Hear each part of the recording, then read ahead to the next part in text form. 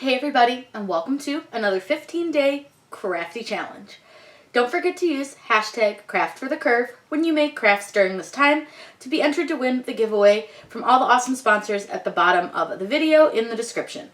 And also be sure to check out the other crafty creators that are doing this awesome challenge with me. They are also in the description down below. And one last thing, don't forget to check out the 651 vinyl sale right now. The entire site, excluding the brand new mystery box and the outlet, everything is 10% off. You can't beat that.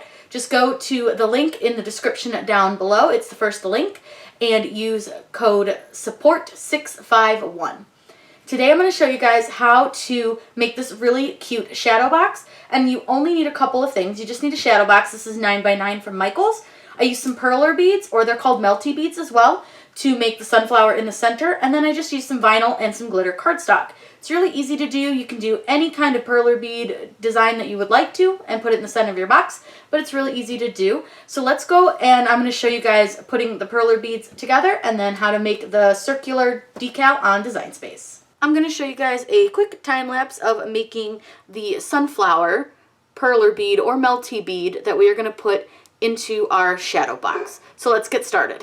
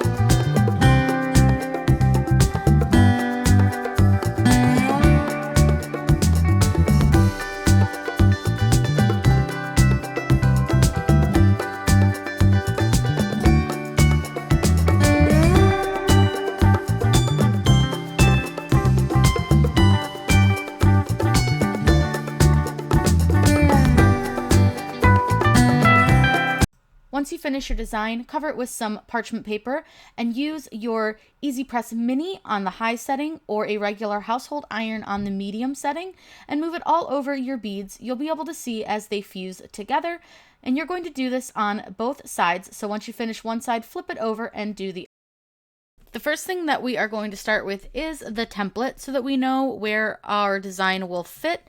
So we're going to go ahead and use shapes. And this is the 9x9 shadow box from Michaels, which leaves you with about 8.5 of a visible area. So I'm just going to make an 8.5 by 8.5 square. Super easy. Just going to change the color so I can see it better. And then what we're going to do is use text. And we are going to actually use a sunflower quote. We are going to use the quote, "Spread a little sunshine wherever you go. Super easy. We are going to make this a circle before we choose a font because I think it's a little bit easier to see what it's going to look like curved if you just pre-curve your font. So we're going to make a nice circle with our font, and I want my circle to go all the way around.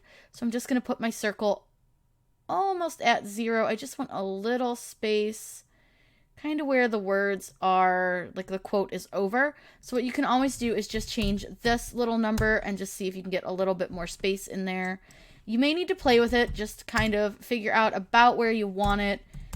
I think 7.2 is a little too close. 7.5 was a little too far. This one looks good. And we can turn this so that if you wanted like your spread to be the top, so you can change it so that it goes this direction if you want to. It's just personal preference. Wherever you like, however you want it to sit, it doesn't matter. It's your choice. So I'm going to size it down a little bit so we can get a look at how it's going to look. And now we're going to go ahead and change our font. We're going to change our font last because I just wanted to put it in that circle. That way I can see if I like the font when I put it in the circle.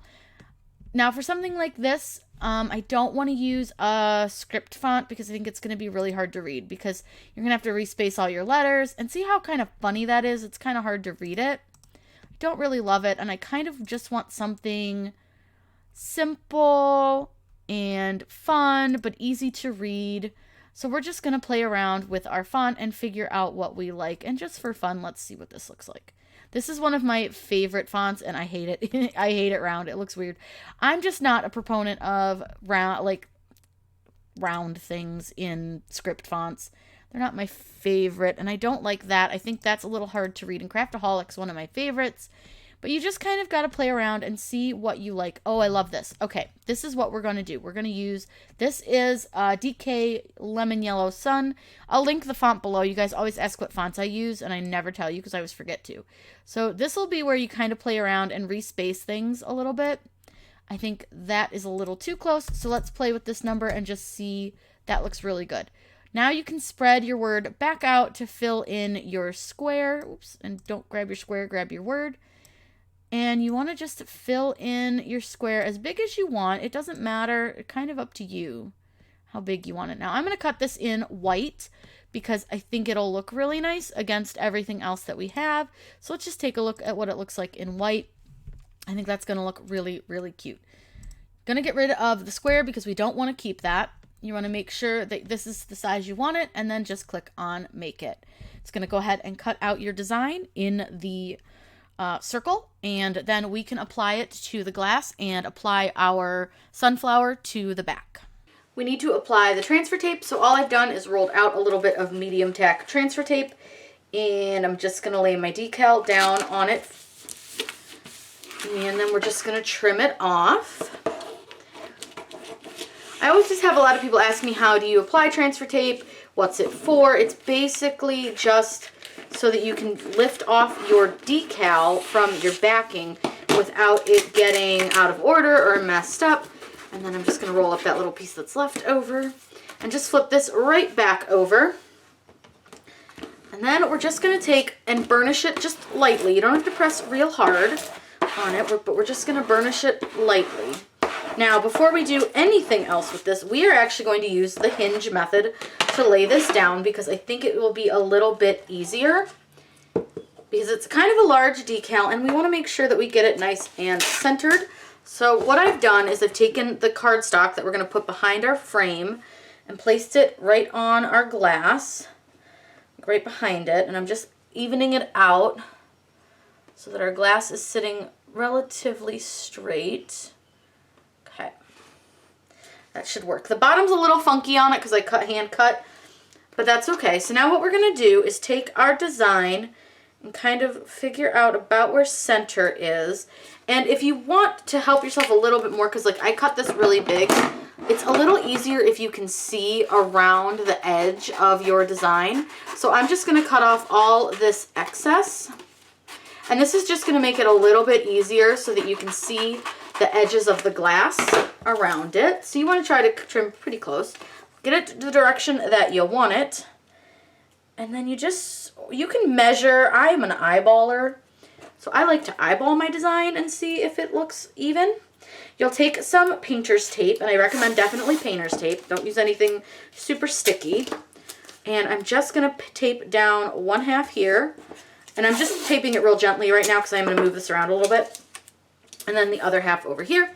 And then I'm going to peel this up really quick because I want to make sure that I get this where I want it. That looks pretty good. So what we're going to do is press our painter's tape down, and I have it taped to the glass and the table. And then all you have to do is take one side of your design and peel it up off of your backing. Go ahead and cut your backing away, and you'll do this very carefully. You don't want to cut into your decal, so just be real careful here and cut away all that backing. And then you're going to take your squeegee. Now this one's not as bad because it's not a big solid piece, but I just take my squeegee and I just run it along the design before I lay it down as it's going down. And there's that. And then we're going to peel up our painter's tape because we don't need it anymore.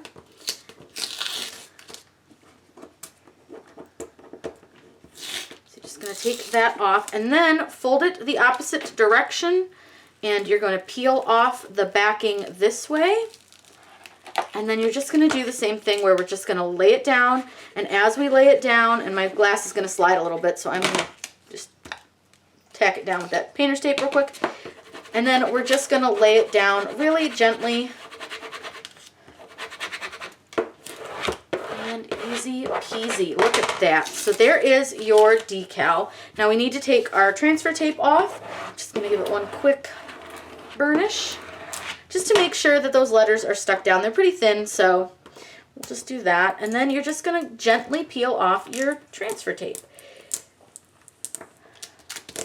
This part's probably the easiest part of the whole thing. There you go. So your decal is now on and done. You can throw away all the extra stuff. And now we'll need to stick our sunflower onto our backing. I'm going to attempt to attach this using hot melt glue. I think it should work. We'll find out. But this is just some glitter cardstock. Now, I know I messed up. You guys are probably screaming at me during that when I was ironing it, realizing that I missed that, but I did. So all I've done is used a little yellow marker, and you guys probably can't see it, just to mark where my corners are, just so I can kind of get an idea of where I need to lay my sunflower for it to fit in my shadow box. So all I'm going to do is just spread a bunch of hot melt glue on the back of this. I'm not using like a ton of it, but I am using some just regular old hot melt glue. And I'm just going to flip this bad boy over, and I'm going to line it up best I can with those little dots. And that should be just about where it needs to go. Now, I will say the hot melt glue is going to cause this to warp a little bit. So you are going to want to hold it down until it is dry or have something heavy to set on top of it. So I'm just going to hold it down. Once it's dry, I'm going to put it in our shadow box, and I'll show you guys it all finished. Here is our finished shadow box. I love how it came out. It's so cute, so summery, really bright, with a really nice, inspirational message. Be sure to check out the other crafty creators down in the description box below, and be sure to tag your crafts with the hashtag #CraftForTheCurve to enter for a chance to win the amazing prize package from all of the sponsors listed in the description box. If you have any questions, please let me know in the comments down below. I'm always happy to answer those for you. And please use this as further proof that not everyone is perfect, and we all mess up sometimes, and it's absolutely fine. I hope you guys had such a fun time. Enjoy a little bit of sunshine in your life. Have a great day, and happy crafting.